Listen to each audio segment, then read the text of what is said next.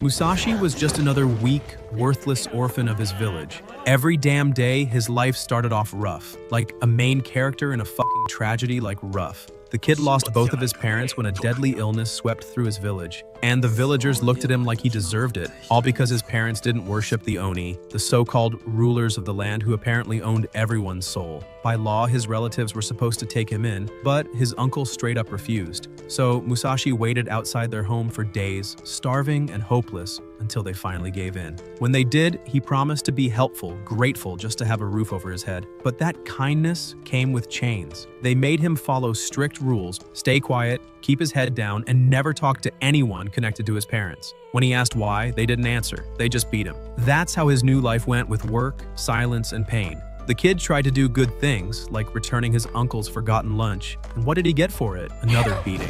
At this point, even a rock had a better family than Musashi. Time passed, and Musashi grew into a quiet, distant boy, someone who just watched life move around him. But fate finally decided to cut him a break. One afternoon, he saw a boy named Kojiru secretly swinging a sword in the woods. Kojiru belonged to a Bushi family, warriors who were hated and treated like garbage by everyone. But instead of looking down on him, Musashi was impressed. The way Kojiru moved that blade looked cooler than anything he'd seen in this rotten village. So he approached him, and that moment changed everything. The two started training together, sharing dreams of becoming warriors strong enough to fight the Oni. For the first time in his worthless, miserable life, Musashi wasn't alone. They laughed, they sparred, they swore they'd one day form their own Bushi clan and take back the world. Years passed. Musashi went to school, but the more he learned, the more he wanted to throw his textbook at the teacher.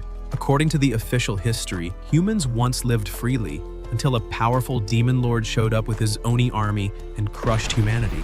Now, the descendants of those who fought back were seen as villains, while everyone else worshipped the Oni like gods. The school called them Bushi traitors, but Musashi didn't buy that crap. He remembered the stories Kojiru's father told them about real Bushi who fought for freedom. When the teacher announced that the class would all become miners to serve the Oni, everyone cheered like it was some dream job. Everyone except Musashi. He sat there, dying inside. After class, he went to Kojiru and proudly showed him a pickaxe, calling it his weapon. Kojiru laughed at him, saying that wasn't a sword, but Musashi was dead serious. He'd been training with it, and to him, it was his blade. Kojiru snapped, calling his whole life a lie and blaming his father for feeding him false hope. The argument cut deep. Musashi left, determined to prove him wrong. The next day, Kojiru tried to calm his thoughts by cleaning the village streets with his sword, ignoring people mocking him. He remembered his father's words, that a Bushi's pride comes from carrying the sword with dignity, no matter how others treat you. Even if it meant looking like a crazy guy doing community service with a katana, he still believed in honor. Then came the mining ceremony. All the students lined up in front of massive gates, excited to meet their Oni masters. The guards collected everyone's tools before leading them inside, but as soon as they stepped in, chaos erupted. The Oni, the divine rulers, turned out to be man-eating monsters. They attacked and devoured people on sight. The fantasy of peaceful service shattered instantly. Musashi, without a weapon, watched people die around him. Instead of running, he grabbed a pickaxe and charged in like an idiot hero. The Oni smacked him around, but even bleeding out, he refused to surrender. While others screamed for mercy, Musashi yelled that it was a Bushi's duty to fight. One classmate reminded him that they were miners, not warriors. That tiny hesitation almost got him killed again. But as pain consumed him, he realized he'd been lying to himself, pretending to fit in. Deep down, he never wanted to mine. He wanted to fight. When an official mocked his dream, Musashi finally snapped and shouted it out loud. The official, clearly offended by passion, ordered his execution. But just when things looked hopeless, a loud engine roared through the chaos. Kojiru appeared, riding a mechanical beast called a Katetsu. He crashed into the battlefield, saving Musashi in pure cinematic fashion. He tossed Musashi his pickaxe and a note, realizing his friend had truly been training all along. Then the official screamed for both of them to be killed, and the Oni rose again for round 2. Kojiru finally admitted his father was right. The Oni were monsters, not gods. Seeing the fight as his moment to prove himself, Musashi planted his pickaxe in the ground like a sword in its sheath. Kojiru recognized that stance immediately.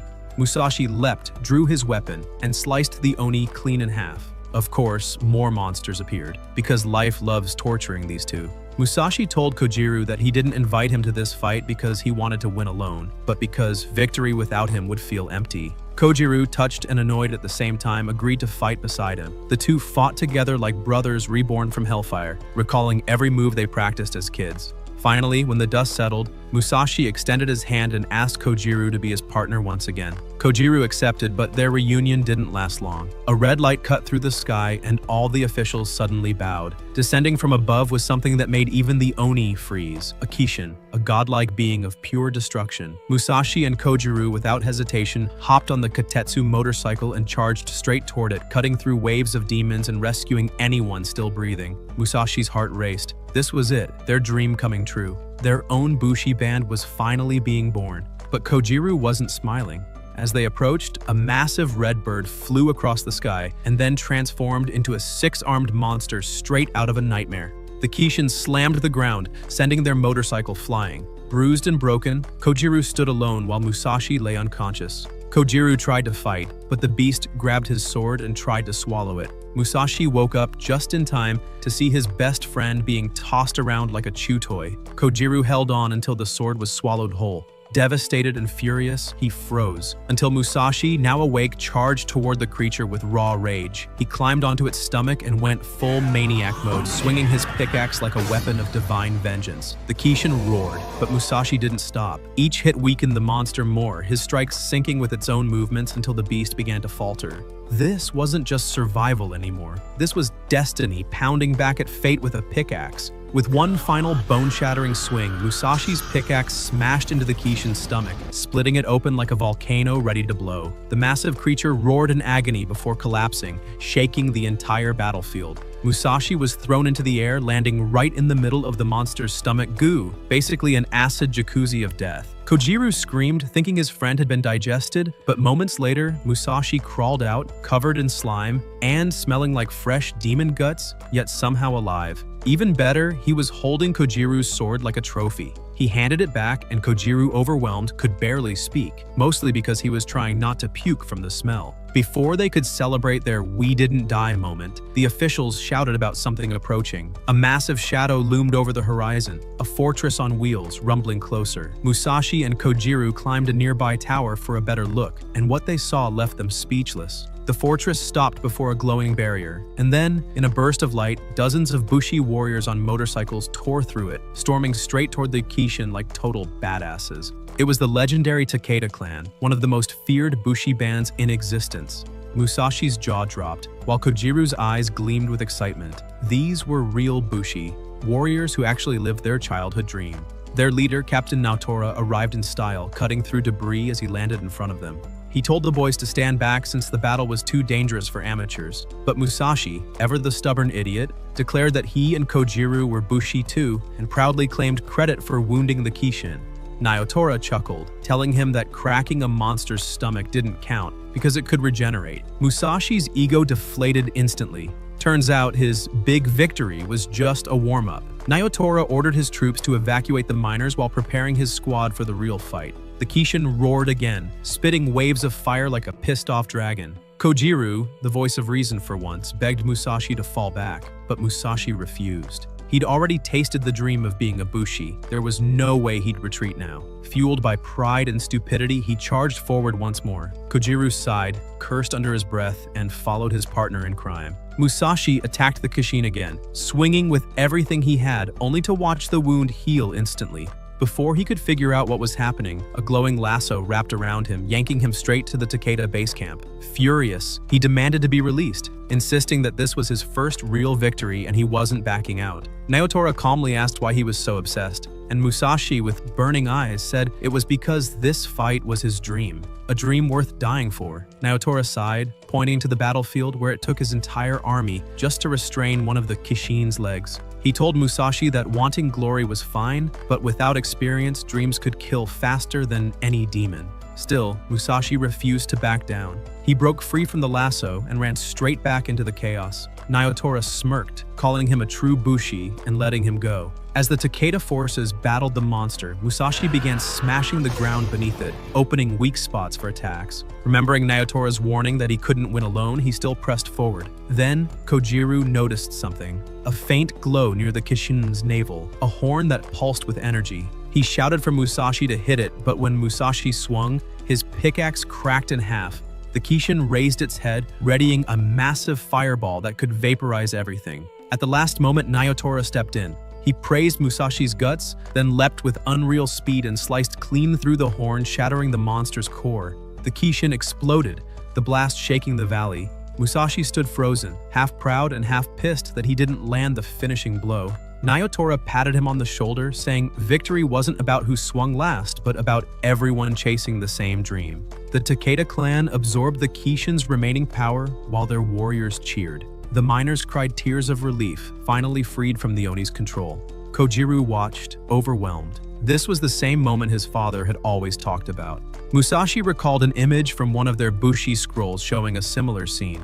Heroes standing tall after slaying evil. For the first time, he truly believed the Bushi were heroes, not villains. Outside the fortress, Naotora addressed the crowd, his voice booming with confidence. He promised to create a world free from Oni rule and asked everyone to join that cause. Musashi, however, couldn't shake off his frustration about losing what he thought was his big win. Eventually, he blurted it out, and to his surprise, Naotora laughed and handed him a small purple gem as a reward. They shared a light moment, mentor and student, warrior and dreamer. That night, Musashi studied the gem. It bore a strange symbol, one used by Oni officials. He almost tossed it away but stopped when the light inside reminded him of a kaleidoscope. As he turned it, he realized it could actually reveal Oni. Intrigued, Musashi and Kojiru dug through their Bushi scrolls for answers.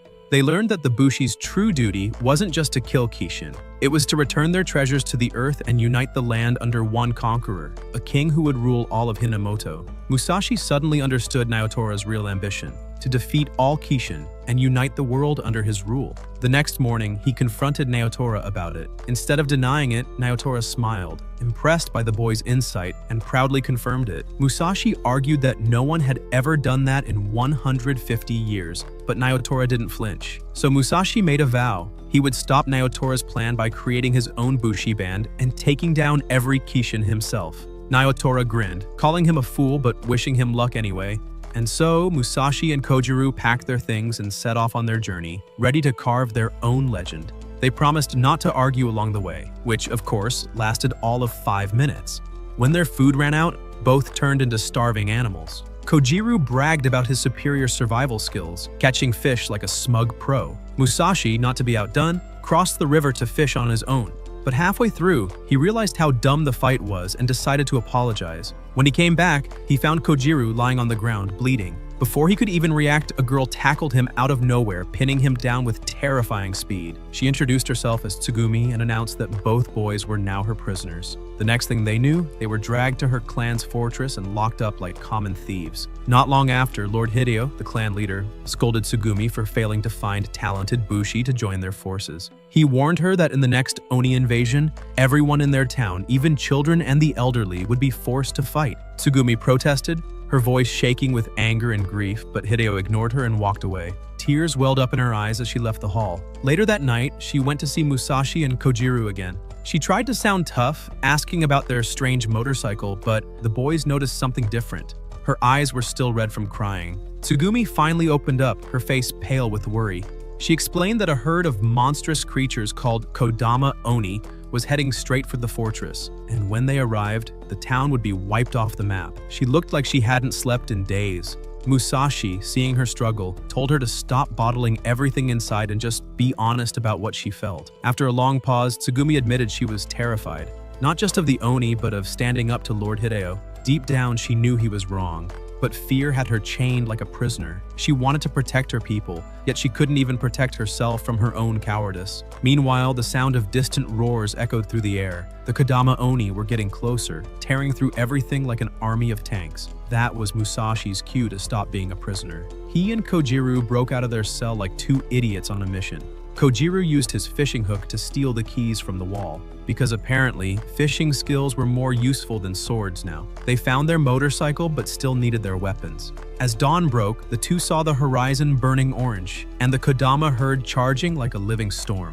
Inside the fortress, Lord Hideo was doing his best impression of a dictator, gathering terrified villagers and shouting that they would all join him in battle. The people begged for mercy, saying they were just farmers, not soldiers. But Hideo didn't care. He called them cowards and told them to embrace war. Yeah, real motivational speech there, buddy. When they tried to escape, his soldiers surrounded them. Just then, a smoke bomb exploded. Chaos everywhere. Hideo turned, furious, as Tsugumi stepped forward, finally defying him. She demanded he stop this madness and focus on protecting the townspeople instead of sacrificing them. Hideo's rage hit the ceiling, suspecting she was part of a rebellion. Before he could strike, two silhouettes emerged from the smoke, Mousashi and Kojiru, looking cooler than ever, mowing through soldiers like it was nothing. Tsugumi, seeing her chance, decided she was done being scared. Fueled by her sister's memory, she charged at Hideo, weapons ready. But Hideo, knowing her weaknesses, blocked her attacks with ease and knocked her down, calling her useless. That word, useless, broke something inside her. With blood on her lips, she spat right in his face and screamed that she'd never bow to him again. Her shout echoed through the fortress. The villagers, once terrified, now looked at her with new courage. She called out to them, telling them that living under Hideo's rule was worse than dying free. Moved by her words, they rose up beside her. Strengthened by their support, Tsugumi found her resolve. Her fear hadn't come from Hideo. It came from feeling alone, but not anymore.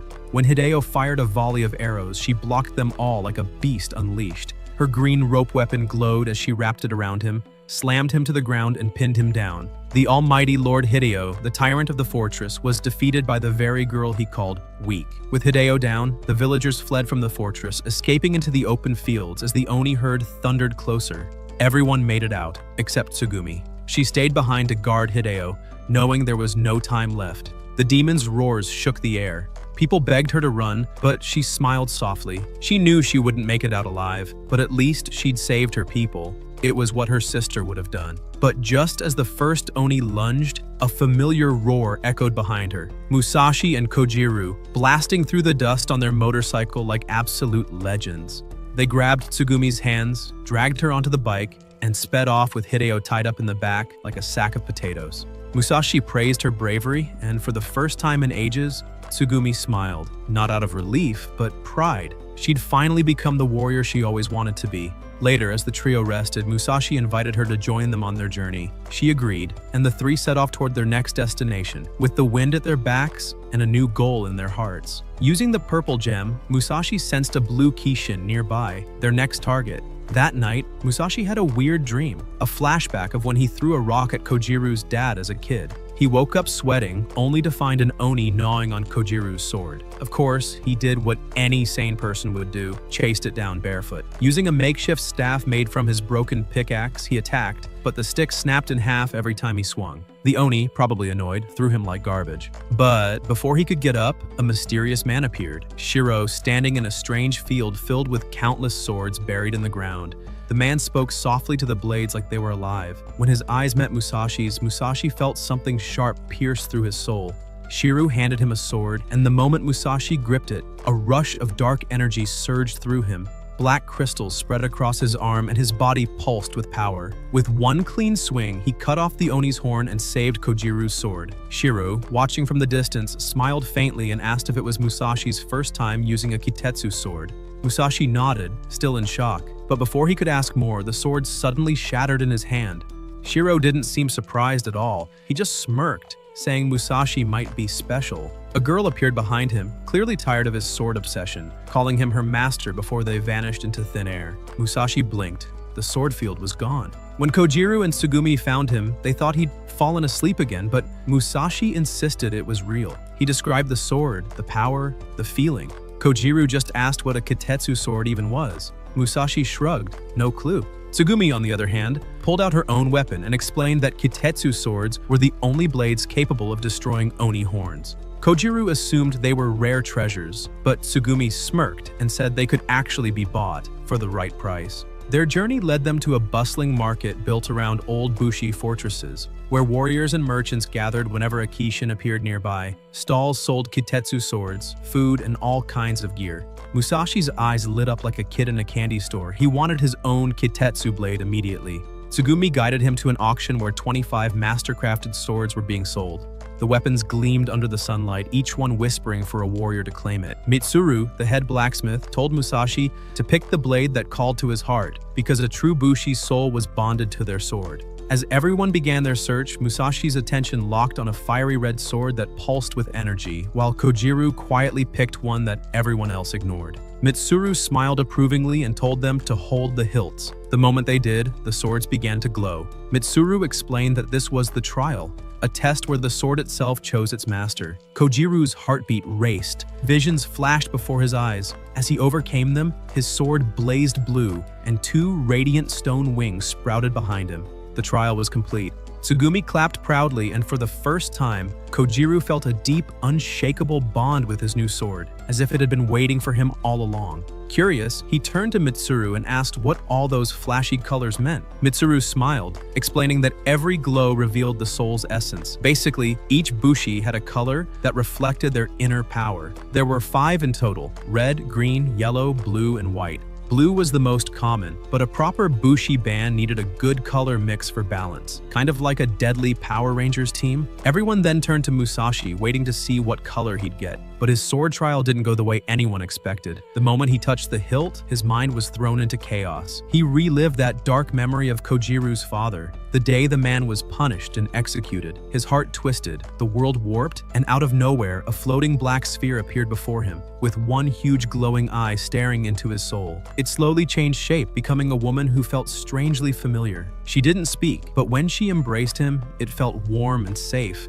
until she morphed again into a massive man who crushed his arms and told him he wasn't needed. Pain exploded through Musashi's body as black stones burst out of his skin like a curse. Outside the vision, Mitsuru frowned, whispering that he was forsaken. The sword's glow faded, and Musashi collapsed, dropping it. Kojiru and Tsugumi rushed over, but he waved them off, pretending to be fine, which, obviously, he wasn't. He tried another sword, then another, then 6 more. All of them rejected him like bad Tinder matches. Finally, Mitsuru told him the brutal truth. He couldn't use a Katetsu blade because his soul was black. That meant no sword would ever choose him. Musashi froze. His dream, his whole reason for fighting, was suddenly gone. He asked if he could change, maybe through training or hard work. But Mitsuru shook her head. A soul's color never changes. She told him to give up on becoming a Bushi. For the first time, Musashi went completely silent. He sat there, lost in thought, realizing the dream he'd chased since childhood might have just died. He remembered how people once told him to become a farmer instead. Maybe they were right. Kojiru and Tsugumi approached to comfort him, but before anyone could say a word, the air filled with screams. A horde of Oni stormed the town, announcing the arrival of a Kishin at the mountain summit. Everyone grabbed their weapons. Musashi wanted to fight too, but fear froze him. He had no blade. When an Oni lunged at him, Kojiru jumped in and sliced it clean in half with his glowing sword. The crowd cheered for Kojiru like he was a hero reborn, and Musashi could only watch from the sidelines, proud but crushed. Soon, all the Bushi were called to head for the mountain to face the Kishin. Musashi stayed behind, wishing Kojiru and Tsugumi good luck. Kojiru didn't argue, he just nodded and left. Sitting alone, Musashi stared at his hands, wondering if there was any way to change fate. That's when Shirou appeared again, casually saying he saw everything. He revealed something shocking. Black crystals pulsed inside his own body too. He invited Musashi to join him, saying they were the same. Curious but cautious, Musashi asked how he could get stronger. Shirou smirked and said Musashi needed to embrace the black crystal instead of rejecting it. To prove his power, Shirou swung his sword and carved a massive hole in the ground like it was nothing. Then he tossed Musashi a blade, telling him to try the sword trial again.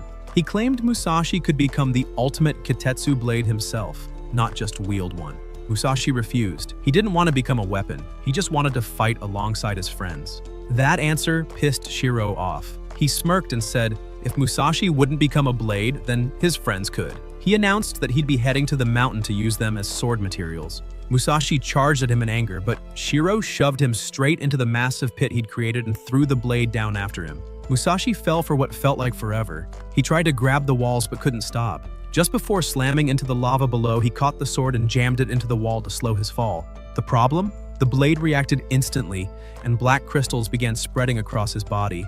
His arms stiffened, his chest burned, and he could feel himself turning to stone. Watching from above, Shirou's assistant Nanao calmly stated that he had 2 options: let go and fall into the lava, or hold on and become stone. Musashi refused to give up. He smashed his head against the wall to stay awake, because apparently headbutting rocks was his survival plan. Using the growing crystals like claws, he tried to climb, but a mysterious female voice whispered for him to hide. Suddenly, his entire body turned black, covered in crystal armor. He dropped into the lava, but somehow didn't burn. Inside his subconscious, he met the goddess from his earlier sword trial. She appeared before him again, telling him to stay put where it was safe. But Musashi shook his head. His friends were out there fighting. He had to go back. The goddess grew massive, grabbing his hand and warned that returning would only hurt them. She forced him to relive his worst memories, his lonely childhood, losing his parents, being treated like trash by relatives. She showed him the moment he threw a rock at Kojiru's father, desperate for attention. She told him that his dream of becoming a warrior didn't come from courage. It came from fear, a fear of being alone. Because of that, she said he wasn't worthy of a Katetsu blade. Musashi's body began to turn completely to stone as she revealed the truth. They were connected. If he left, she'd be captured. That meant he couldn't return to the surface. Trapped and helpless, Musashi's dream crumbled once again. Meanwhile, above ground, Kojiru, Tsugumi, and the other Bushi reached the mountain, only to find Shirou waiting. He casually said the Kishin was already dead. Kojiru demanded to know who he was, but Shirou ignored him. 5 Bushi surrounded him for answers. In a single swing, Shirou sliced all 5 down, just like that. The air went cold. He declared himself a sword hunter, someone who killed Bushi and took their Katetsu blades. The others tried to fight back, but Shirou slammed his sword into the ground, splitting the earth apart and blasting everyone off their feet. Kojiru and Tsugumi watched in horror as the rest of the Bushi fell. Shirou turned to Kojiru saying Musashi was already dead, turned into sword material, and that Kojiru would be next. Kojiru froze, convinced his friend was gone, but deep beneath the mountain, Musashi was still alive, encased in crystal, preserved under the lava. The goddess kept him trapped to protect him and herself. Suddenly, a green rope dropped into the lava and wrapped around him, pulling him upward. The black crystal shattered and Musashi gasped for air. Nanao stood above, admitting she'd tried to extract him only after he turned completely to stone so she could capture the goddess inside him. But she messed up and pulled him out too early. Musashi didn't care about her mistake. He thanked her, truly grateful to be alive, then bolted toward the mountain. As he ran, he remembered the goddess's words, that he only wanted to fight to escape loneliness. But Musashi clenched his fists, his eyes burning with determination. She was wrong. He didn't fight because he feared being alone. He fought because he'd finally found people worth fighting for. As Musashi sprinted toward the mountain, his mind flashed back to an old memory, the one that still haunted him. He remembered that stupid moment when, as a lonely kid desperate for attention, he threw a rock at Kojiru's dad and somehow got praised for it. That praise felt good for a second, until guilt hit him like a truck. Later that night, he dragged his small, terrified self to Kojiru's house to apologize. Instead of yelling or beating him, Kojiru's father opened the door with a warm smile and welcomed him inside. Musashi cried, shaking like a wet puppy, but the man just patted his head and said he understood. He even thanked Musashi for being Kojiru's friend, said the boy had saved them both just by existing. That night, Musashi stopped being just a lonely orphan. He became family. He moved in, trained as a Bushi, and learned what real kindness looked like, all thanks to that man. But while Musashi was lost in memory, chaos erupted on the mountain. Shirou was cutting through Bushi warriors like he was speed-running a massacre, chasing down Kojiru. He caught up, sword raised for the kill, until Musashi appeared. Shirou froze, intrigued by what he saw. Musashi's body was still half fused with the black stone, meaning the goddess hadn't finished judging him. Curious to see what would happen if Musashi died now, Shirou grinned like a maniac. Musashi, Kojiru, and Tsugumi readied themselves for battle, but Shirou's assistant, Nanao, stepped forward, saying this fight was hers. She split her staff into 7 glowing green blades, her Katetsu sword, and launched them in rapid bursts like a living tornado. The trio barely dodged as the blades curved midair, coming back faster with every throw. Shirou stood back, arms crossed, clearly enjoying the show. Musashi analyzed her attacks and decided he could handle it. Big mistake. He charged head first, blocking 3 of the blades before Nanao threw a 4th one that nearly took his head off. Thinking fast, he jammed his sword into a rock like a scabbard, used it as leverage, and flipped right over her attack. Smooth as hell. For a moment, it looked like he'd actually won that exchange. Then, Nanao countered with a strike so fast, it sent him flying across the field. After regrouping, Musashi, Kojiru, and Tsugumi came up with a plan, the classic 3-on-1 special. Nanao noticed and smirked. Her whip-like blades could keep them all away, no problem. But when Musashi and Tsugumi suddenly sprinted in the opposite direction, leaving Kojiru in front of her, she got confused. She thought they were retreating, so she ignored Kojiru and aimed for Musashi. Big mistake. It was all part of their trap. As Nanao hurled her blades, Tsugumi used her whip to snag and pin them midair, freezing them in place. That gave Musashi the perfect opening to rush in and shatter part of Nanao's staff, destroying one of her 7 blades. For the first time, she looked shocked. The team grinned, thinking they had this in the bag, but then Shirou stepped forward, unimpressed, and told Nanao to stop. He called her too weak and took her place. The air around him shifted. His sword pulsed with dark energy as he raised it high. Tsugumi felt her blood run cold. Shirou had never used this move before. Whatever was coming next, it wasn't going to be pretty. With one smooth swing, Shirou unleashed a black ring of energy.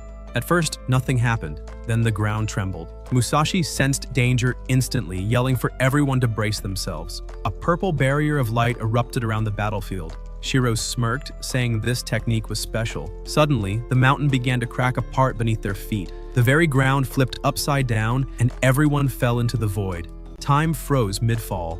The goddess appeared, her voice echoing through the still air. She told Musashi she was the one who stopped time, and that Shirou was her enemy. He wanted to steal her power by killing Musashi. She offered to save Musashi alone by taking his soul away from the danger, but Musashi refused. He said he'd face death with his friends because they were his strength and purpose. The goddess smiled, finally seeing what made him different.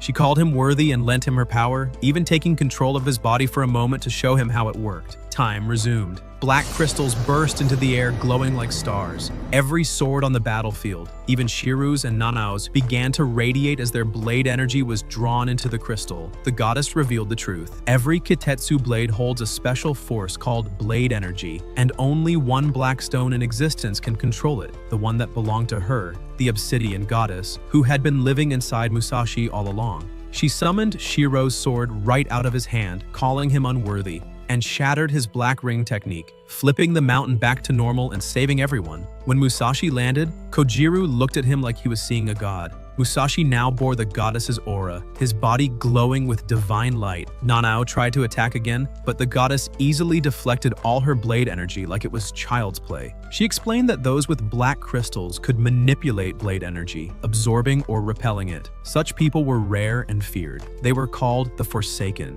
Kojiru realized just how dangerous Musashi had become, but the goddess warned that her power was fading. Shirou recalled his sword while she admitted her physical form couldn't hold much longer. She was draining fast and would soon fall back asleep inside Musashi. When that happened, he'd lose the obsidian power, but enemies like Shirou would still come for him. She turned to Kojiru and asked him to protect Musashi. Kojiru nodded without hesitation. The goddess thanked him, then faced Shirou. He smiled, asking her to join him, but she refused and declared that she'd drive him away with the last of her strength. She called on every Bushi present, linking their blade energy into one united force. She told them that one Bushi alone might be weak, but together they could stand against any darkness. As the air pulsed with raw energy, she whispered in Musashi's mind that she would now return to sleep inside him. She urged him to live on because he was her vessel, and warned that Kojiru's father, her previous vessel, had died before finishing their mission. Musashi tried to ask more, but there was no time. The goddess unleashed her final attack. Shirou lunged, but her power crushed him,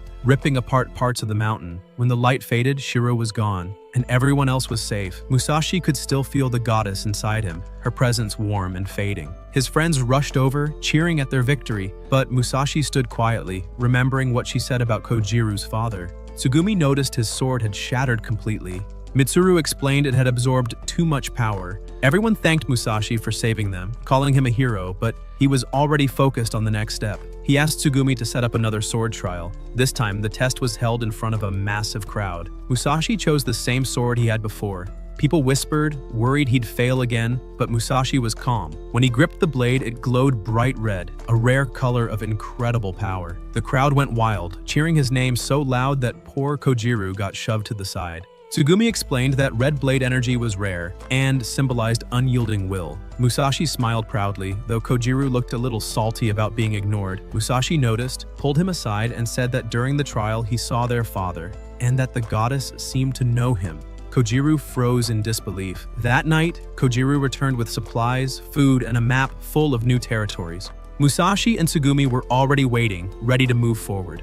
As the sun rose, the three of them, Musashi, Tsugumi, and Kojiru, set off again, ready for their next adventure. Their journey led them into a foggy, dangerous swamp, and if Musashi thought things were finally calming down, he was dead wrong. The group barely had time to breathe after their last fight when nature itself decided to throw hands. Out of nowhere, a huge plant-type oni popped up like a demonic Venus flytrap and grabbed Tsugumi and Kojiru with its vines. The thing looked like it crawled out of a cursed garden. But before panic could set in, Musashi, powered by adrenaline and maybe a bit of stupidity, rushed forward without hesitation. Confident in his new Katetsu sword, he charged his blade energy and slashed straight at the Oni's horn. The hit caused an explosion so massive it could have been mistaken for a mini nuke. When the smoke cleared, the Oni was gone, reduced to monster salad. Musashi, covered in dust, quickly checked his friends. They were shaken but alive, proving once again that luck loves idiots. While scanning the battlefield, Musashi noticed something twitching inside a cocoon. Thinking fast, he sliced it open and pulled out a young girl, barely conscious but alive. The girl blinked up at him, pointed out the cut on his cheek, but Musashi brushed it off like a true hero, or a guy too cool to care. She smiled softly, and in that instant, both Musashi and Kojiru froze. The girl was stunning, and Tsugumi immediately sensed the brain malfunction in both boys. Musashi even caught himself thinking he might be back in the game. Apparently, saving princesses now counted as flirting. Before anyone could say anything, an old man sprinted toward them, shouting the girl's name. He called her princess, and the group exchanged confused looks. The girl finally stood tall and introduced herself as Princess Michiru, explaining she'd been captured by the Oni before Musashi showed up and played the hero. Tsugumi asked for her full name, and the old man bowed, introducing her with royal flair. Turns out they were headed to Port Hera for a major battle that could decide the nation's fate. Lord Yusuji himself had called a gathering of Bushi bands, and it sounded like a big deal. Deciding they couldn't just walk away from something that epic, Musashi and his squad tagged along. On the road, Musashi tried to talk to Michiru, but the princess was shy, answering with awkward silence. Kojiru, ever the wingman turned third wheel, changed the subject by asking about the Sonata Alliance, a coalition of Bushi bands working together. Tsugumi began explaining it like a history teacher while Musashi sat there dying inside because his flirting attempts kept getting hijacked by political talk. When he mentioned her name again, Michiru actually looked surprised he remembered. Progress barely. As they traveled along a narrow mountain path, the cart suddenly hit a bump, sending Michiru flying straight toward a cliff. Without thinking, Musashi jumped after her. The man had no plan, just pure impulse.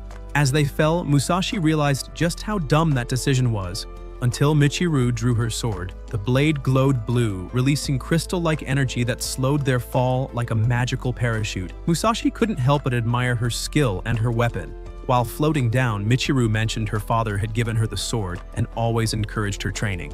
She admitted she didn't talk much to strangers because she was shy, and Musashi just laughed, relieved she wasn't mad that he nearly broke her spine saving her. She suggested he should come south with her, but Musashi shook his head, saying his path led east. Michiru frowned and pointed toward a towering black wall in the distance. As they approached, Musashi's jaw dropped. That wall wasn't a wall. It was a gigantic, moving Kishin, crushing everything in its path like a walking apocalypse. When he asked what the hell it was, Michiru revealed the truth. That monster was the first Kishin to ever appear in Hinamoto, over 150 years ago. Legend said it tore the land apart, splitting people into two groups, those who fought it and those crazy enough to worship it. The worshippers mined ores to feed it, and over time it evolved into the massive Black Kishin, the monster now covering half the country. The squad went silent, faces pale. The old man added that for over a century, every Bushi had dreamed of slaying it and failed. If left alone, it would eventually devour the entire nation. Musashi clenched his fist, swearing he'd destroy it. Tsugumi, ever the voice of reason, reminded him that maybe, just maybe, he shouldn't try to solo a god. The old man cut in proudly, saying their leader Lord Yusuji, one of the 5 great generals, was strong enough to make it possible.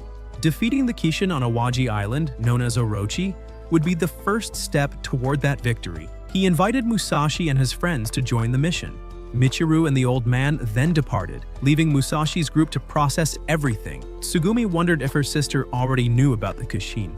Musashi asked Kojiru if their father might have known, but Kojiru said the scroll their dad left behind never mentioned it. When they checked again, Tsugumi noticed the Sonata band's seal on the scroll, suggesting Kojiru's father might have once been part of them. That revelation shocked both boys.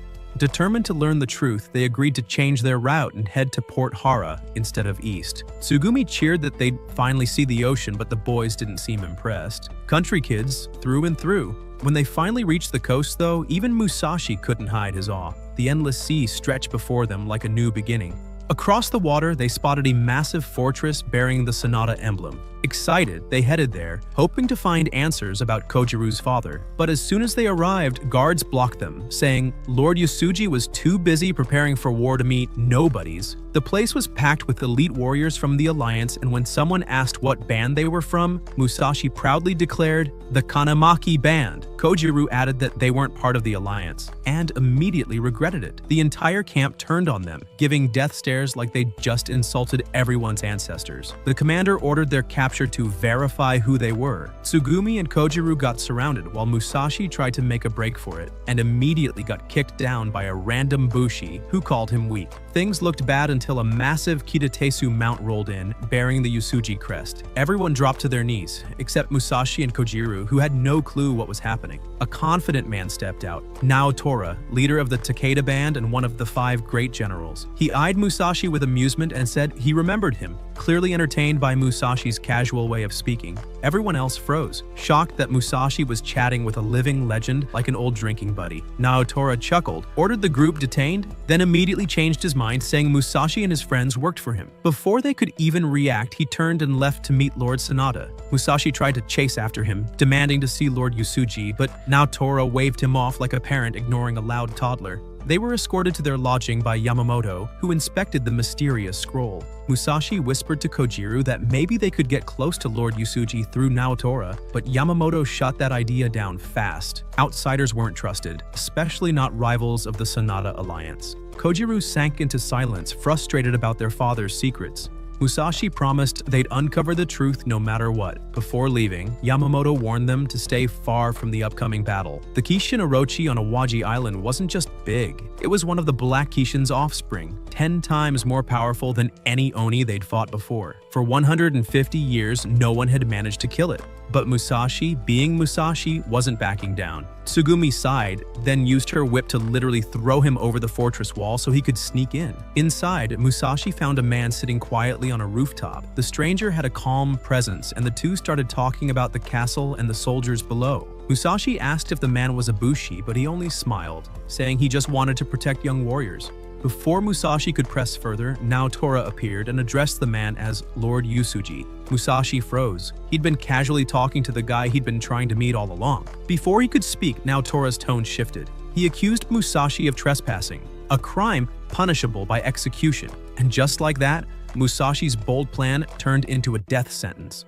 Lord Yasuji looked ready to end Musashi's life right there, but thanks to Naotora's interference, he decided to let the kid live, barely. Instead of execution, Musashi got drafted into service at the barracks, which basically meant doing grunt work under strict supervision. Separated from Tsugumi and Kojiru, Musashi found himself surrounded by hardened warriors who looked like they ate nails for breakfast. But instead of panicking, he mentally prepared himself, drawing on his rough childhood to blend in. He quickly learned the unspoken rules: who had power, who had ego, and who you should never make eye contact with unless you wanted to die early. It didn't take long before tension started bubbling. One loudmouth suggested that the strongest among them should lead, and immediately the room split into camps.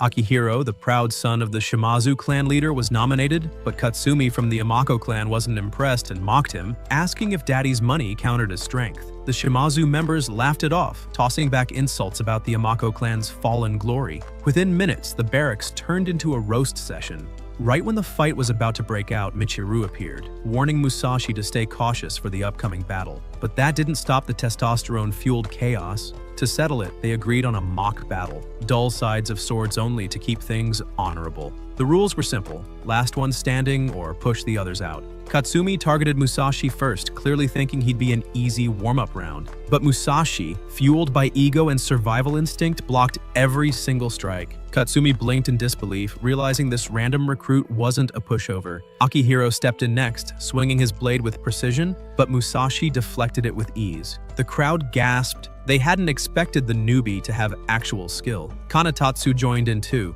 striking 3 times, yet Musashi parried each one. his excitement building. For once, all those hours of training and getting his butt kicked by life were paying off. Musashi leapt into the air for a finishing blow, but Katsumi blocked it and the crowd went wild. Two girls in the back started cheering for him like he was a rock star, while others whispered, wondering who this unknown warrior was. The Shimazu squad, annoyed that the spotlight was being stolen, ordered Akihiro to shut it down. Akihiro didn't hesitate. He tried to sneak a kick at Musashi from behind, but Musashi dodged it, sending Katetsu stumbling instead. The Shimazu guys then told Akihiro to use his special trick. That's when Musashi realized this wasn't just a sparring match. Akihiro had a damn hidden blade in his shoe. One kick later, Musashi went flying straight into a wall. Akihiro's spinning attacks were like a blender, fast, flashy, and impossible to read. Musashi tried to hold his ground, but Akihiro's raw power overwhelmed him. In the end, both he and Katsumi got wrecked, with Musashi eating dirt multiple times before the fight ended. Accepting defeat, Musashi stood up, dusted himself off, and offered Akihiro a handshake, naming him Unit Commander. He even helped Katsumi to his feet, calling him a comrade, despite clearly wanting to knock Akihiro out again.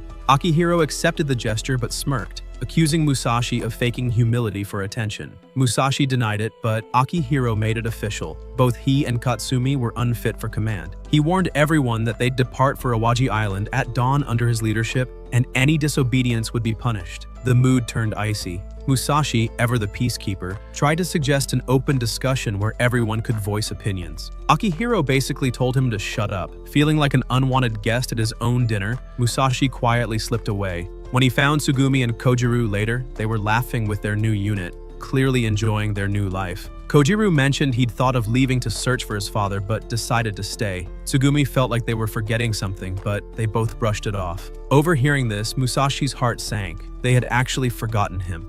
The next morning, the fleet set sail toward Awaji Island. The sea was calm at first, too calm. That peace shattered when several lesser oni rose from the water, their massive bodies circling the ships like sharks. Orders were shouted, blades drawn, and chaos erupted. Musashi rushed to attack, aiming for the horns as usual, but his strike bounced right off. These oni weren't the same weaklings he'd faced before. Their horns were like steel. One monster slammed into a ship, causing it to tilt dangerously. Musashi climbed up and struck again, only to be tossed back. Then, out of nowhere, a red flash cut through the air. The Oni's horn split cleanly in two, and before Musashi could even blink, another horn shattered. Standing on a nearby ship was Nao, one of Yusuji's top 3 warriors, known as the Three Dragons. He looked like someone who could end the apocalypse before breakfast. With his 2 allies, he absorbed the Oni's energy as if it were routine work.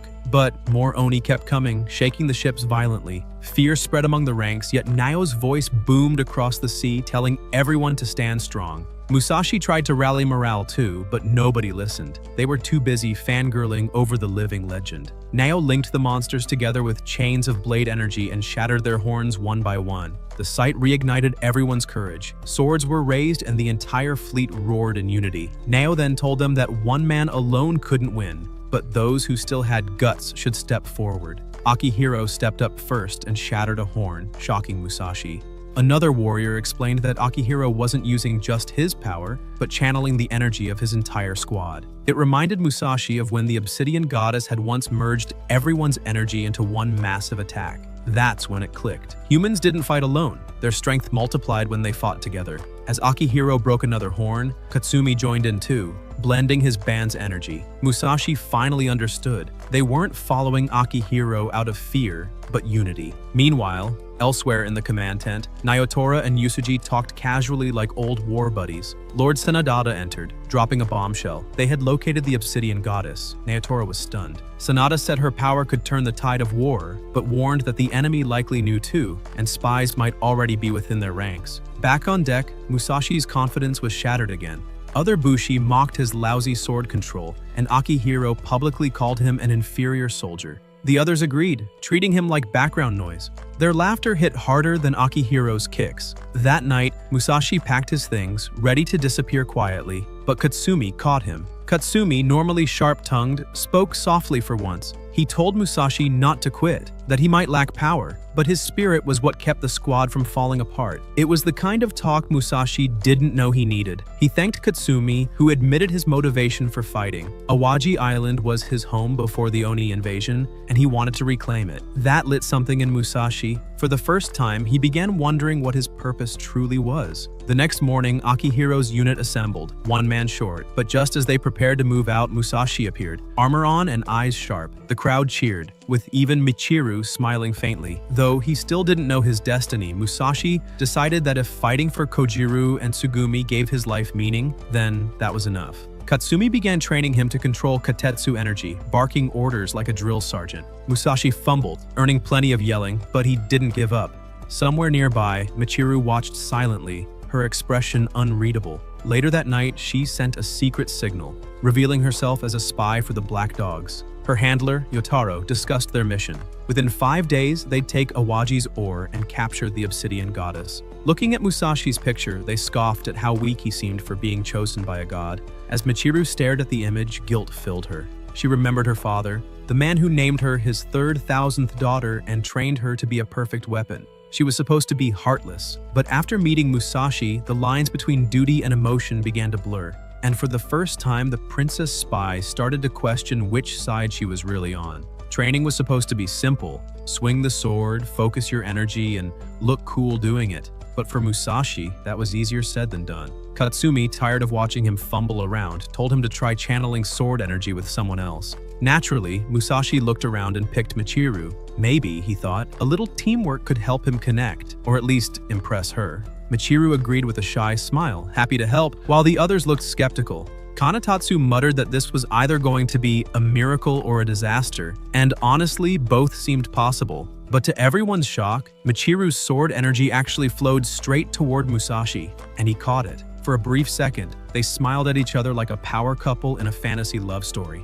Then, out of nowhere, black crystals exploded from their bodies, merging into one massive crystal floating above the fortress. The sight caused absolute chaos below. Warriors panicked, shouting that the sky was falling, while Kuriko and the others scrambled to contain the situation. Inside the crystal, Michiru whispered that her father already knew what was happening, and that they needed to escape fast. Outside, the Bushi threw everything they had at the floating crystal until Kuriko, calm but annoyed, used her blade energy to trap and shrink it. When it finally shattered, Musashi and Michiru dropped to the ground, looking like two kids who just broke the world's biggest light bulb. Kuriko wasted no time. She accused Michiru of working with the enemy spies and demanded they both be interrogated. Michiru's eyes widened. If Kuriko investigated, everyone would find out Mousashi was the host of the Obsidian Goddess. Acting fast, she whispered to Lord Yusuji, who immediately ordered her capture. The next thing Musashi knew, he was tied to a wooden cross in the middle of the camp like some discount villain. He shouted that he was innocent, but no one believed him. Kojiru and Tsugumi arrived, furious, yelling that they'd save him no matter what. Meanwhile, Michiru watched from the shadows, guilt eating away at her as she swore to rescue him herself.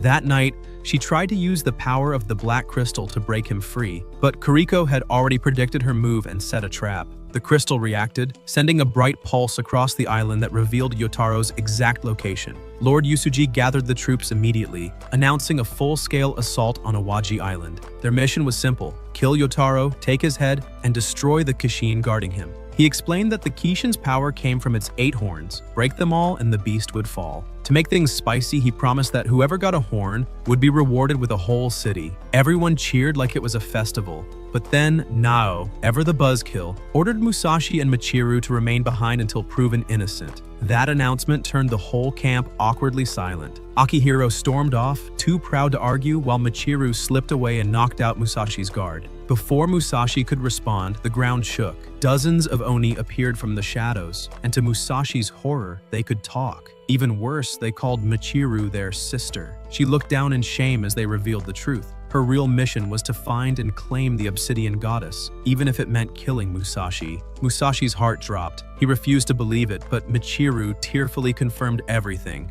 The Oni mocked her, saying she'd gone soft after falling in love with her target. Black crystals burst from her body, projecting a hologram-like vision of Yotaro's father. He ordered her to finish the mission. Her siblings joined in, threatening that if she didn't comply, she'd be disowned and hunted down. Musashi, remembering his own lonely past and how he too was crushed by expectations, refused to let history repeat itself. He grabbed Michiru's hand and pulled her away, shouting that she deserved to live freely. That defiance made her heart waver, and for the first time, she chose Musashi over her family. Her siblings roared, branding her a traitor, and commanded the Oni to attack. Michiru shielded Musashi with her crystal energy, taking heavy damage as they fought. The battlefield turned chaotic, until Nao, Kojiru, and a squad of Bushi stormed in. The Oni's regeneration caught everyone off guard, and their eerie conversation about the Obsidian Goddess made things even worse. Musashi tried to wake Michiru, but she was barely breathing. Kuriko appeared again, and to Musashi's surprise, she healed Michiru's wounds instead of finishing her off. She smiled and told Musashi that maybe they could be friends,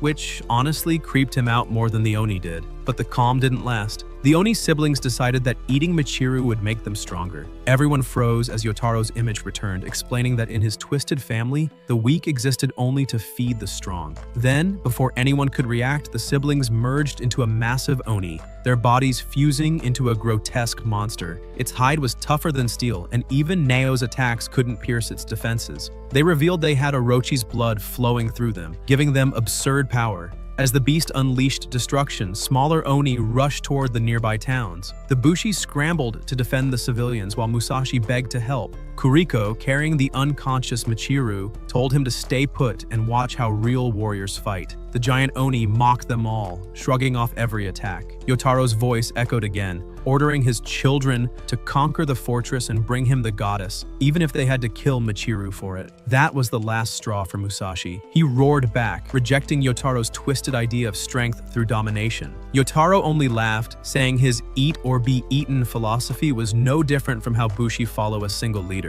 But then, Lord Sanada stepped forward, ready to prove him wrong. Drawing his yellow Katetsu blade, Sanada shared its power with every Bushi around him. Kuriko quickly explained to Musashi that yellow blade users could pass their energy to others, amplifying their strength, but only if there was trust and unity between them. The Sanada warriors linked their powers together, their blades glowing like molten gold. The air crackled as their combined energy formed a massive dragon-shaped aura that coiled around them. With Nio leading the charge, the chain of warriors struck together, unleashing a devastating attack that ripped through the massive Oni, ending the fight in a blinding explosion. Even in victory, Lord Yusuji and Kuriko were uneasy. Something didn't add up. How had the Oni gotten through their barrier in the first place? Their answer arrived like a nightmare. From the shadows, Shirou appeared. He admitted he was the one who opened the path for the Oni, and now he wanted one thing: Yusuji's sword. Kuriko and the others reacted instantly, creating an energy circuit to trap him, while Nao prepared to strike. But before he could, the connection between the warriors started to falter. A new figure emerged: Seiroku, a yellow energy user and Shirou's ally. With one swift motion, Seiroku severed their link, nullifying the entire energy network. Nio realized too late that Seiroku's ability could cancel out shared energy. Trapped and weakened, the Bushi were helpless. Seiroku sneered, announcing that the Sanada band would be wiped out. He ordered Shirou to finish them, but Shirou didn't move. Instead, he looked at Musashi, his grin widening. He said it had been too long since they'd met, and then turned his gaze to Michiru, remarking that she felt just like the Obsidian Goddess. With that, he created a dark portal beneath them. Before anyone could react, Musashi and Michiru were pulled in and vanished. They reappeared in a strange landscape, an eerie void that seemed to exist beneath Awaji Island. From the glowing cracks in the ground, Orochi's massive head loomed in the distance. Standing before them was Yotaro. His voice was calm but cold as he demanded that Musashi hand over Michiru. Musashi refused instantly, his grip tightening on his sword. Yotaro drew his own blade, saying he would take the goddess by force if needed. He mentioned that the last vessel had kept secrets from Musashi, confusing him even more. Musashi tried asking if Yotaro knew Kojiru's father, but Yotaro dismissed the question entirely. He lunged forward to strike, but Michiru woke up just in time and grabbed Musashi, begging her father to stop. Yotaro ordered her to hold him still, but she broke down crying, saying she couldn't. She confessed that even though she barely had time with Musashi, she couldn't bear to lose him. She didn't want to fight, she just wanted to make him happy. For a moment, Yotaro's cold expression softened. He sheathed his sword and asked her calmly what her plan was. Michiru said she wanted to remove the Obsidian Goddess from Mousashi without hurting him.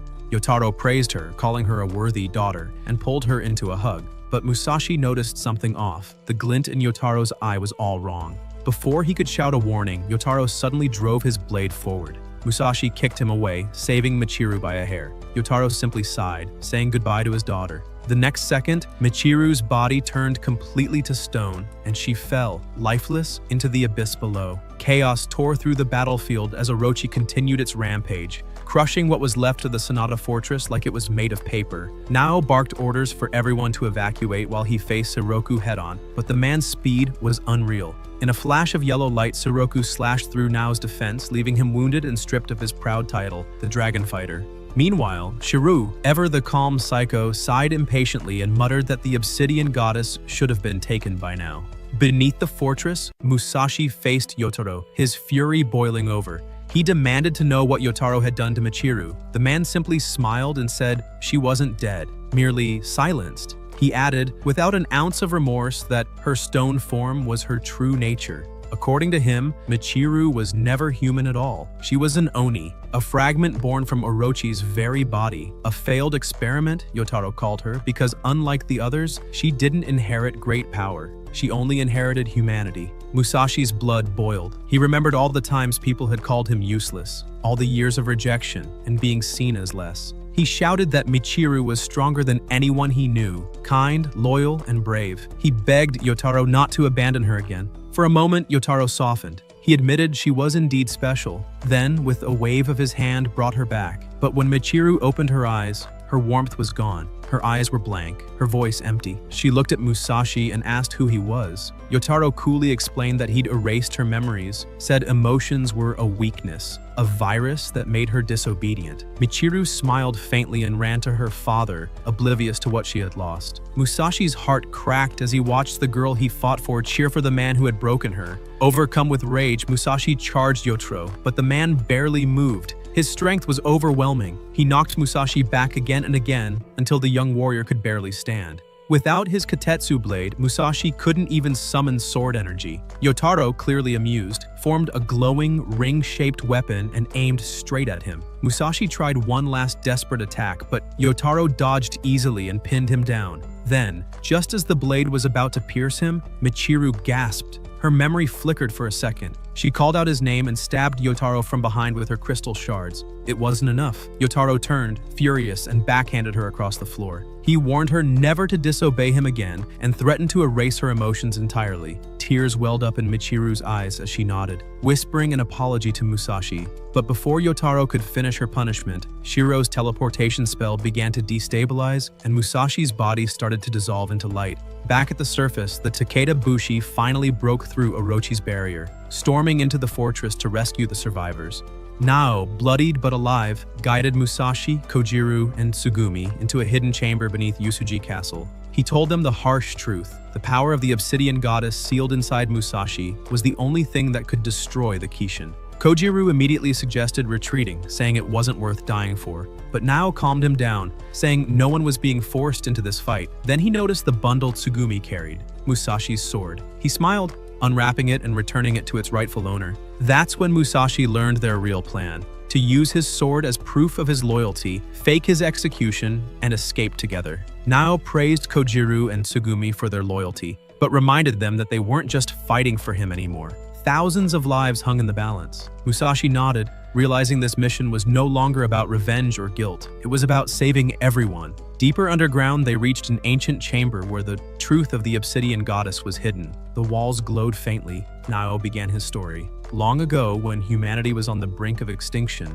a mysterious woman appeared. She wielded the world's first Katetsu blade, a weapon capable of bending blade energy itself. She became known as the Obsidian Goddess, a being so powerful she united warriors against the Oni. Even after her death, her soul lingered, reincarnating within chosen individuals. Her power lay dormant until the right person, or the right moment, awakened it. Nao believed Musashi was that person, but Musashi wasn't so sure. He remembered the goddess herself once telling him he wasn't worthy.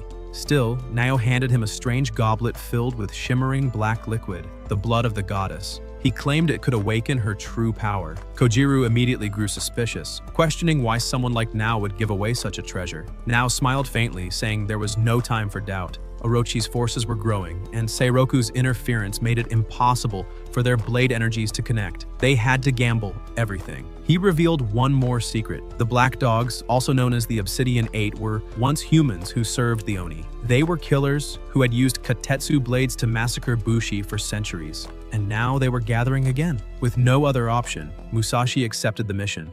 Nao held the goblet up, ordering him to drink. Musashi hesitated, but before he could protest, Nao poured the liquid down his throat. The effect was immediate. His body convulsed violently, black veins spreading across his skin. Tsugumi screamed his name, but within moments, the pain stopped. Disappointed but still determined, they pressed on. Yet, as they left the chamber, a faint black glow pulsed from his chest. Something inside him had awakened. Elsewhere, the Usuji army stormed Awaji Island in full force. Kuriko commanded the assault, launching wave after wave of Bushi against the Oni. Katetsu, still furious from his earlier defeat to Shiroku, charged into battle, vowing to protect the Usuji Bushi no matter what. The fight was brutal. Shiroku danced around him like a demon, using invisible wires, flashes of light, and raw speed to cut him apart piece by piece. Katetsu was blinded, burned, and nearly crippled, but he refused to fall. He remembered Tatsuomi's words, that heroes didn't exist, only men who gave hope through strength. With renewed resolve, Katetsu used his bandaged sword to counter Seiroku's tricks. He turned his blade energy inward, severing the strings that bound him, and struck back with everything he had. Seiroku lunged again, but Katetsu caught the blade with his bare hand and shattered it, breaking Seiroku's barrier along with it.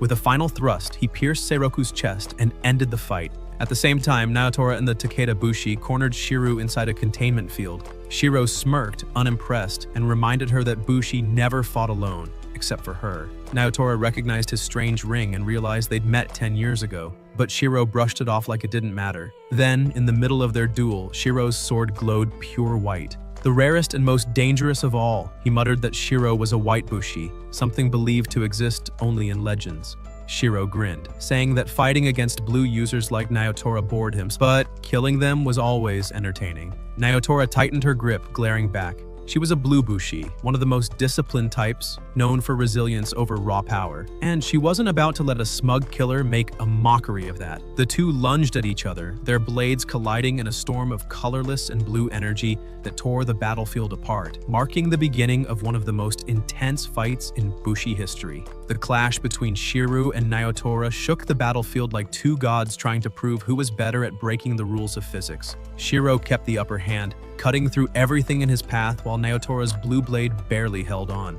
But Naotora wasn't the type to give up just because someone looked cooler. He shouted that even a blue blade, the so-called weakest, could surpass any other color with sheer grit. Shirou grinned like a maniac and decided to end it in style. With one swing, he literally sliced open the sky, summoning lava from a volcano above Naotora's head. Everyone thought it was over, until Naotora calmly waved his blade, turning water vapor into a tidal wave that instantly cooled the lava into stone. Shirou blinked, visibly pissed that his dramatic finish just got turned into geology class. Nearby, Aoshi remembered their early sword trials, when they first discovered they were blue Bushis. Everyone had been disappointed back then, thinking blue meant mediocre. But Naotora had told them otherwise, that blue was the color of stone, and stone could connect all elements: water, fire, earth. He taught them that by understanding the soul of stone, they could bend nature itself, nearly matching the power of the Kishin. Aoshi shouted that Naotora wasn't just a captain because he looked tough. He was tough. Proving it, Naotora unleashed a monstrous tiger made of fire and water, its roar shaking the ground. Shirou quickly realized all the ore in the region was reacting to Naotora's energy, letting him fight like a damn Kishin himself. It finally clicked how Naotora escaped his earlier trap. The man literally fused with the battlefield. Still, Shirou wouldn't lose easily. He destroyed the elemental tigers and teleported them both into an isolated space. No allies, no distractions, just a fight to the death. With his usual smugness, Shirou asked why Naotora created a power that couldn't even cut a Kishin's horn. Naotora smirked, saying he didn't plan to win by being a Kishin copycat. Instead, he gathered fire and water into a small swirling orb that condensed into a black blade. He explained that he forged this ability after witnessing someone like Shirou wipe out his brother's entire unit. Before Shirou could process the insult, Yotaro dashed forward, slashing him clean across the chest. Crystals exploded from Shirou's body, shattering his blade before he disintegrated in a violent burst of light. Yotaro stumbled back to his allies, battered but alive. The group erupted in cheers. He admitted he couldn't kill Shirou completely, but managed to destroy his Katetsu blade, removing another of the Obsidian 8 from the war. His right hand, however, was completely fried, leaving him unable to use blade energy for a while. Meanwhile, Musashi's group was locked in a brutal fight against Oni. The Shimezu warriors arrogantly told everyone else to stand aside, claiming they'd handle it. Katsumi, never one to take insults quietly, jumped forward and obliterated an Oni on his own. Everyone stopped mid-fight. Musashi looked at him like, where the hell was this power before? Katsumi shrugged and said he'd just been holding back because Akihiro ordered restraint earlier, but now no more rules. The group split into two squads, one led by the Shimezu, the other by Katsumi. Deep underground, Yotaro led Michiru through a cavern filled with glowing stone pillars, his expression colder than ever. Michiru followed, her heart heavy. She could tell her father no longer looked at her with affection, only calculation. They entered a hall filled with lifeless young girls, Yotaro's failed daughters. He declared he would surpass all beings, mortal or divine. His next experiment was to merge himself with the Kishin. Michiru's heart sank as he stepped into a circle of energy and began fusing his body with obsidian and demonic flesh. In moments, Yotaro transformed into a horrifying monster, half man, half Oni god, glowing like molten glass. Some of his daughters were absorbed and reshaped into swords that floated around him like cursed satellites. Now a monster, decimated most of the Bushi army, leaving only Musashi's group standing. The Shimazu warriors realized his horn might be his weak point and tried to form an energy link, but the floating swords kept severing it. When one blade almost impaled Haruhisa, Musashi jumped in, breaking it with his bare hands. He told them he'd help however he could. While the Shimazu struggled, Musashi focused on smashing the cursed swords one by one, clearing paths for their energy to connect. Katsumi noticed what Musashi was doing. Even though he couldn't join the link himself, he was helping them unite. Just when it looked like they might turn the tide, Yotaro blasted Musashi into the ground. The swords surged again, tearing through the ranks. Natsuki, panting, realized Musashi wasn't fighting for glory but just to make sure no one died alone. Inspired, the Shimazu finally formed their chain and linked to Akihiro. Their combined strength surged, and Akihiro charged, shattering Yotaro's horn in a single powerful strike. Elsewhere, Naotora got word that the last of the enemy Bushi had fallen. He rallied his forces toward the Kishin, but Musashi's group soon discovered something horrifying. Yotaro's broken horn contained no Katetsu. Instead, his body twisted again, transforming into a massive white serpent formed of obsidian and devouring stones from uramine. Naotora explained grimly that if the serpent reached the Kishin, it would feed it and make it unstoppable. The Shimazu decided to stop the beast. They finally accepted Musashi as a full ally, suggesting they could create an 8-link chain together. Musashi agreed, but when he tried to include Akihiro in the plan, the atmosphere turned cold. Haruhisa confronted Akihiro, asking if he cared at all about their comrades dying on the front lines. Akihiro said bluntly that everyone was just a stepping stone for him to gain more power. Haruhisa snapped and punched him across the face, shouting that their lives weren't tools. Akihiro angrily threw something down, a force marker once used in their childhood to plan battles. Musashi picked it up, recognizing it as a symbol of their brotherhood long lost. As they neared the serpent, Haruhisa attacked its horn but couldn't break it. He called for Musashi and Fuyui to link their energy with him. Akihiro tried to hijack the link but failed, forcing Musashi to guess that Akihiro's real dream had always been to break the horn together with his brothers. The Shimazu brothers flashed back to their youth, to the sword trial where Akihiro was revealed to have a red soul while the others had blue. Their father, ever the toxic patriarch, declared that red souls were destined to lead blue ones, forcing them to duel. Akihiro won easily, but instead of celebrating, he begged to give up the role to Haruhisa. Their father refused, forcing Haruhisa to serve Akihiro forever. From that day, resentment poisoned their bond. Haruhisa wanted the red soul. Akihiro wanted peace. Neither got what they wanted. Back in the present, the serpent continued crawling toward the Kishin. Akihiro finally ordered everyone to link their power. Though reluctant, they obeyed. He took all their energy into his blade and charged forward, striking the serpent's horn with everything he had. The blow slowed the creature, but before Akihiro could finish the job, one of Orochi's heads burst from the ground, devouring both the serpent and Akihiro in a single horrific bite. Everyone froze. The energy link stayed active, but Akihiro was gone. The others shouted for retreat before Orochi absorbed more power. Musashi turned to Haruhisa, furious, saying, "A real brother protects, not resents." Haruhisa admitted through clenched teeth that he hated Akihiro, that he believed he would have been the better leader if he'd been born with the red soul. Musashi stepped closer, his tone cold. He said, if that was true, then Akihiro's death just made Haruhisa the leader he always wanted to be. The silence that followed was heavier than any blade. Inside Orochi's monstrous body, Akihiro wandered through chaos, chasing the white serpent's trail. He quietly accepted that this might be his final battle. Maybe his death could finally give everyone else peace. But before he could act noble for too long, a sudden impact knocked him out cold. In the haze of unconsciousness, Akihiro dreamed of his brother Haruhisa, back when they were kids and promised to protect each other forever. When he woke up, reality smacked him in the face. Haruhisa was right there, fighting the serpent head-on like a maniac. Confused, Akihiro called out, but Haruhisa just tossed him a small wooden token, the same one they used in their childhood war games. That tiny relic hit harder than any sword. Akihiro admitted that he'd left everyone behind because he wanted to keep them safe. As a Red Soul Bushi, it was his job to break the horn, even if it meant standing alone. But Haruhisa's rescue broke their energy link. Now they couldn't finish the mission. Musashi, of course, refused to give up. He suggested reconnecting the chain, and soon enough, Akihiro saw that the Shimazu brothers, Musashi, and even Katsumi had somehow followed him inside Orochi. The whole gang was back together, though not for long if they didn't move fast. The Shimazu brothers encouraged Akihiro to reconnect, but his injuries made it impossible.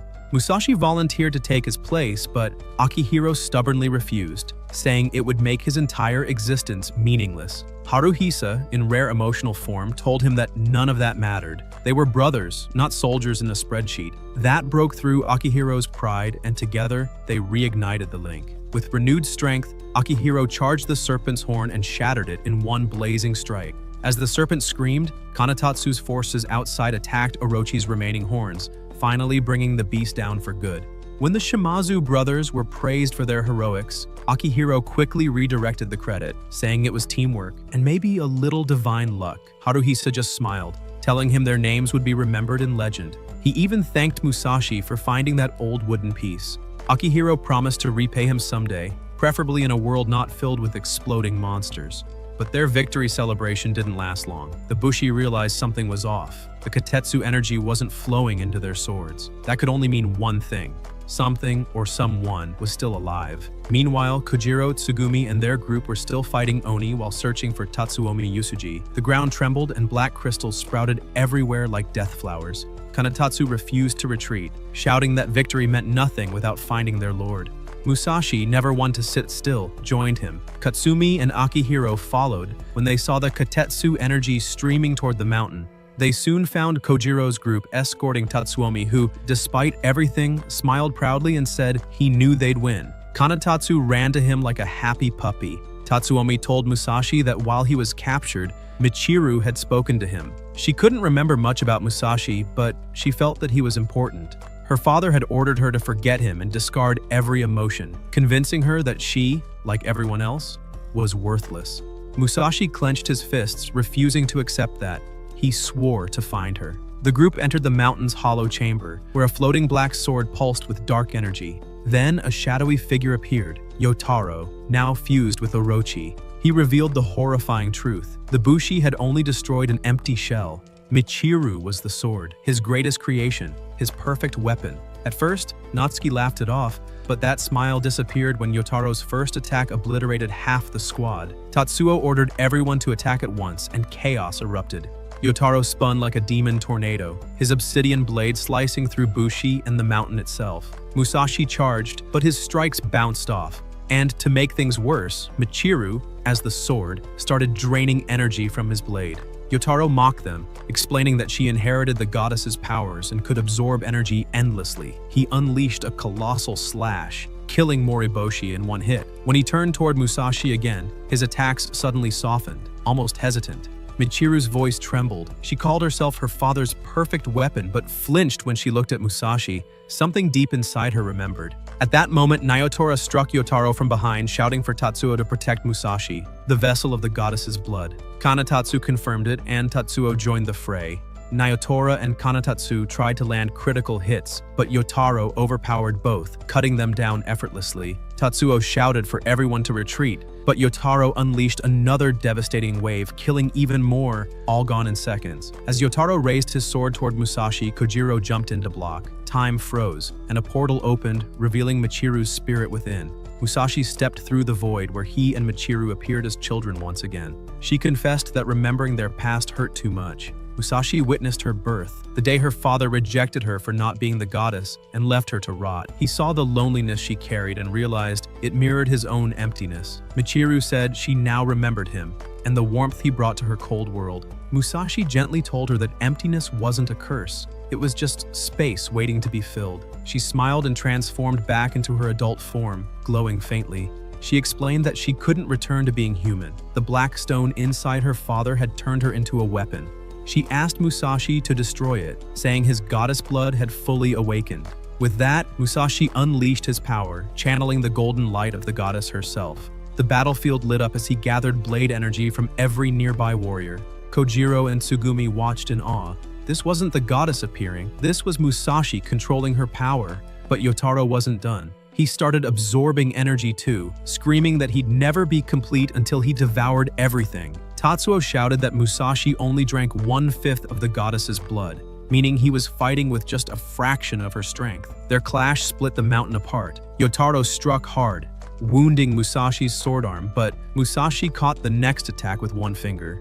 Everyone froze. He'd realized the energy wasn't flowing into his sword, it was flowing into him. Channeling it into his right hand, he unleashed a storm of golden punches that shattered Yotaro's armor, knocking the black stone free. Michiru begged to talk to her father one last time. Standing before him, she rejected his twisted dream of becoming a god, saying all she ever wanted was to spend time with him. When he refused to understand, she turned to Musashi, asking him to destroy the stone. Musashi nodded and promised that afterward they'd search for new treasures together. But Michiru confessed she wouldn't survive once the stone was gone. It was her source of life. She said she was ready to disappear if it meant freeing her father. Yotaro, however, revealed only he would vanish completely, since part of Michiru was still human. His body began to crumble from the forbidden technique he used. With tears in her eyes, Michiru said she hated his cruelty and pride, but she still loved him because, despite everything, he was her father. Yotaro finally saw her as her own person, not a failed experiment. Hearing those words, he smiled faintly for the first time. Together, Musashi and Michiru destroyed the stone,